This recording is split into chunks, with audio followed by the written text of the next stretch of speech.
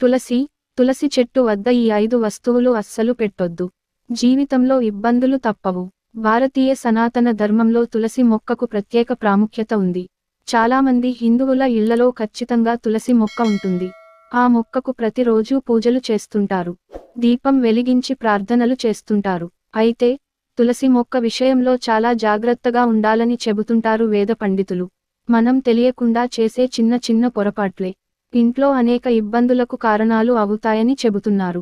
మరి తెలియకుండా చేసే పొరపాట్లు ఏంటి? ఎలాంటి జాగ్రత్తలు తీసుకోవాలో ఇప్పుడు మనం తెలుసుకుందాం. 1. వాస్తు శాస్త్రం ప్రకారం తులసి చెట్టు సమీపంలో పొరపాటున కూడా శివలింగాన్ని ఉంచకూడదు.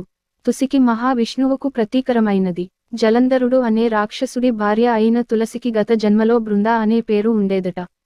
అయితే జలంధరుడిని పరమశివుడు సంహరించాడట.